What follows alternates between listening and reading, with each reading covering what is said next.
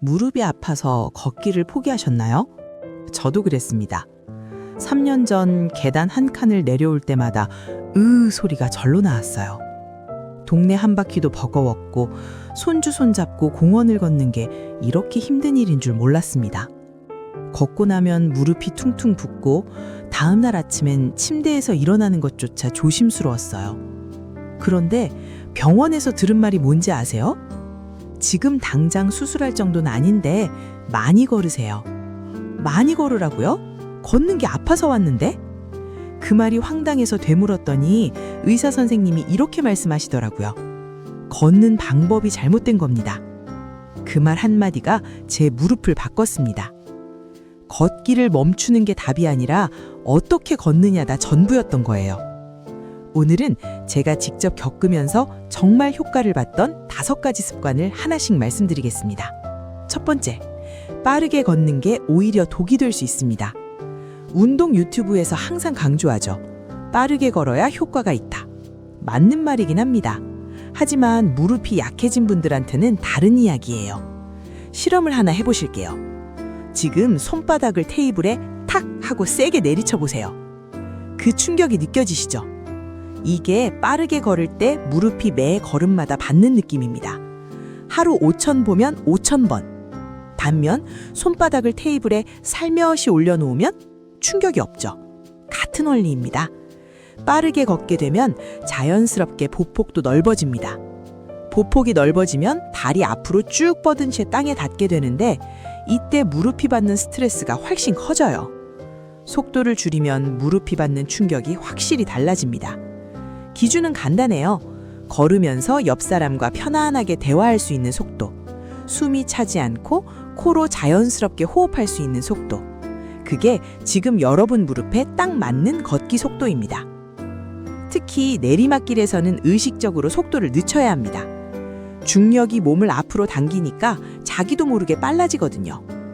내리막에서 평지보다 20에서 30%만 느리게 걸어도 무릎이 다르다는 걸 바로 느끼실 수 있어요.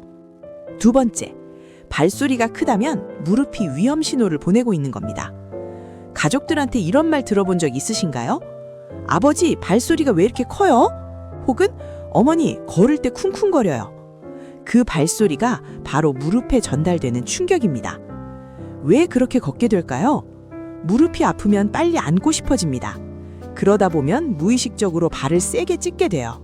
또 허벅지 근육이 약해지면 발을 부드럽게 내려놓는 제어 능력이 떨어집니다. 발이 떨어지듯 쿵 닿게 되는 거죠. 고치는 방법은 딱 하나, 집안에서 연습하시면 됩니다.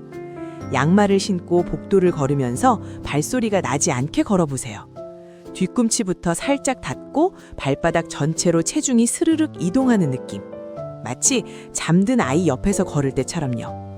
뒤꿈치, 발바닥 중간, 발가락 순서로 체중이 부드럽게 흘러가도록 의식해 보시면 됩니다. 처음엔 어색하고 느리게 느껴지실 수 있어요. 그런데 2, 3주 꾸준히 하다 보면 어느 순간 자연스러운 습관이 되어 있습니다. 이 작은 차이가 하루 종일 쌓이면 무릎 편안함에 꽤 큰 차이를 만들어냅니다. 세 번째, 지금 당장 자신의 발자국을 확인해 보세요. 비가 온 뒤 마른 땅에 걷거나 마루 바닥 위에 발자국이 남을 때 발끝이 어느 방향을 향하고 있는지 보신 적 있으세요? 발끝이 안쪽으로 모이면 무릎도 안쪽으로 비틀립니다. 이 비틀림이 반복되면 무릎 안쪽 연골에 압력이 집중되고 무릎 통증과 손상으로 이어질 수 있어요. 반대로 팔자걸음처럼 너무 벌어져도 무릎 바깥쪽에 부담이 가죠. 핵심은 발과 무릎이 같은 방향을 향하는 것입니다. 이상적인 각도는 5에서 10도. 시계로 치면 오른발은 1시 방향, 왼발은 11시 방향. 거의 정면이지만 아주 살짝만 밖으로 나가는 정도예요.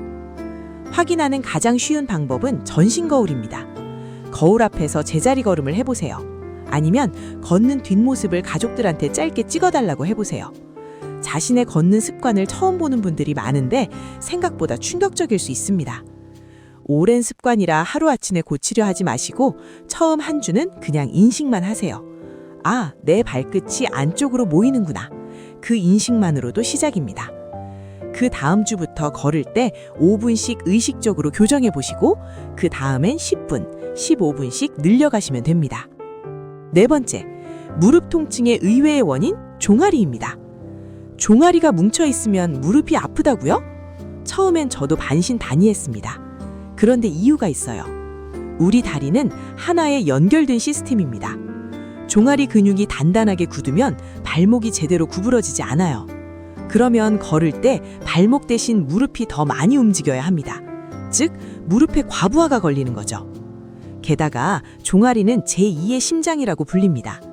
다리의 혈액을 위로 펌프질하는 역할을 하는데 이 기능이 떨어지면 무릎 주변 혈액순환도 나빠져요. 방법은 정말 간단합니다. 벽에서 한 걸음 떨어져 서서 양손을 벽에 짚고 한쪽 발을 뒤로 쭉 뻗어서 뒤꿈치를 바닥에 붙이세요. 앞 무릎을 살짝 굽히면 뒤쪽 종아리가 당긴다 하는 느낌이 옵니다. 그 상태로 20초, 양쪽 각각 3번씩이면 총 1분입니다. 벽이 불편하신 분은 튼튼한 의자나 테이블을 잡고 하셔도 원리는 똑같습니다.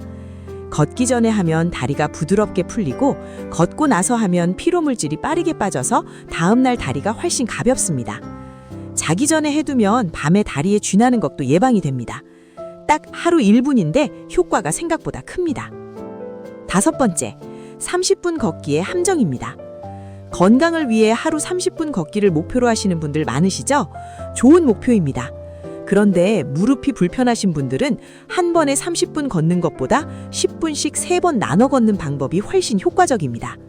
이유를 말씀드릴게요. 무릎 연골에는 혈관이 없습니다. 대신 관절액을 통해서 영양분을 받는데 오래 걸으면 이 관절액이 제대로 순환이 안 돼요. 또 허벅지 근육이 피로해지면 무릎을 제대로 지지하지 못해서 관절에 직접 스트레스가 가죠. 무엇보다 아픈 상태에서 참고 걷다 보면 자세가 틀어집니다. 틀어진 자세로 걸으면 더 아프고 더 아프니까 더 자세가 흐트러지고 이 악순환이 시작되면 회복이 더 어려워요. 아침 식사 후에 10분, 점심 식사 후에 10분, 저녁 식사 후에 10분. 총 걷는 시간은 같지만 무릎이 받는 부담은 완전히 다릅니다. 식후에 걷는 건 혈당 관리에도 좋으니까 일석이조예요. 걷다가 무릎에 통증이 오면 참지 마세요. 즉시 멈추고 근처 벤치나 계단에 앉아서 2, 3분 쉬세요. 무릎을 가볍게 주물러 주거나 쭉 펴주는 스트레칭을 하고 통증이 가라앉으면 다시 천천히 시작하시면 됩니다. 만약 다시 통증이 오면 그날은 거기서 마무리하세요. 20분 걷고 쉬는 게 30분 억지로 채우는 것보다 훨씬 낫습니다. 오늘 20분도 충분히 훌륭합니다. 오늘 말씀드린 5가지 한 번에 다 하려고 하지 마세요. 오늘은 속도만, 내일은 발 살며시 내려놓기만. 이렇게 하나씩 습관으로 만들어 가시면 됩니다. 완벽하게 하루 1시간 걷다가 무릎이 아파서 일주일 쉬는 것보다 매일 10분이라도 무릎에 무리 없이 꾸준히 걷는 게 훨씬 중요합니다. 무릎은 한 번 나빠지면 회복이 어렵다고들 하죠. 하지만 저는 지금도 매일 걷습니다. 아프지 않게 방법을 알았으니까요. 지금부터라도 절대 늦지 않았습니다. 여러분도 할 수 있습니다. 저도 했으니까요. 무릎이 아프다고 걷기를 포기하지 마세요. 어떻게 걷느냐가 전부입니다. 다음 영상에서는 무릎을 강화하는 근력 운동을 다룰 예정입니다. 어렵지 않아요. 의자에 앉아서도 할 수 있는 것들로 준비했습니다. 궁금하신 점이나 다뤄줬으면 하는 주제는 댓글로 남겨주세요. 구독과 좋아요 눌러두시면 알림으로 찾아뵐게요. 오늘도 건강하세요.